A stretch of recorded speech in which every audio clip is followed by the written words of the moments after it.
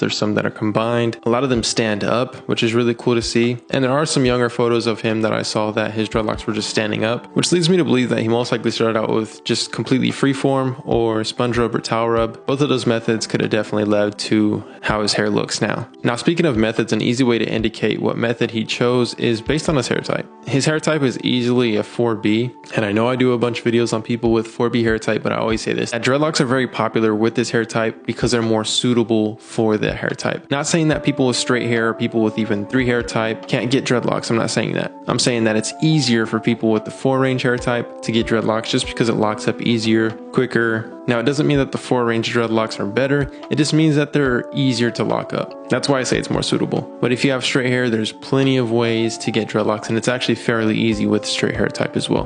One thing I like about his dreadlocks are the sides of the dreadlocks, because he almost has dog ears, and dog ears is actually a term in dreadlocks, believe it or not. It's where you have dreadlocks on both sides of the head that are kind of congoing up, and it's almost natural for the hair to lock up that way. So this leads me to believe that he doesn't do any maintenance right now, but maybe somewhere down the line he actually did do maintenance just to create the sections for his hair to actually grow out into locks. But you see how on the left side of his head the dreadlocks stick up because there's congos, and then on the right side of his head there's some congos going on, and then his hair is sticking up as well. That's what I like to call dog ears, and it's very simple. It's just because they look like dog ears. So if you guys were ever wondering where that term came from, that's where it came from. Now, on my first set of dreadlocks, I actually had dog ears as well.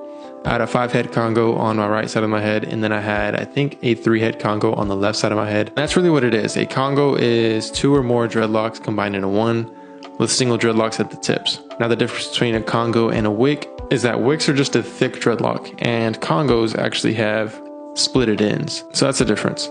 It's a very small difference. One thing that I recently noticed is that he has a tapered hairline and a high top fade, which makes the dreadlocks look so much better. One thing that I always say is if you want to take your dreadlocks to the next level, say you have a full set of dreads or maybe even just like a taper fade with dreadlocks, then I would definitely recommend to do a high top fade and get a tapered hairline because it makes the haircut look so much cleaner and it makes the dreadlocks look so much more unique. Because not only does everyone's dreadlocks look different, but everybody's hair fades different. And with the texture of his hair and how thick it is, the lineup just looks so crisp and the fade is very clean. Now, I don't believe that he started out with a high top fade, so it's really cool to see him transition into that. One thing that I think is really interesting is him having his hair pulled up. One thing I like about people that leave their roots with new growth, I think it looks really cool when they pull it up because it creates a bunch of volume when you pull the hair up with a bunch of new growth. And with the high top fade and then doing the ponytail on top, also known as a pineapple, it overall just looks really nice. And even if you don't have a retwist, this is a heads up to you that if you pull your hair up, it just makes it look a whole lot cleaner. Cleaner as in more aesthetic pleasing. And guys, with this last photo, we definitely see a bunch of Congos, and you can see how skinny some of his dreadlocks are and how thick a lot of his dreadlocks are as well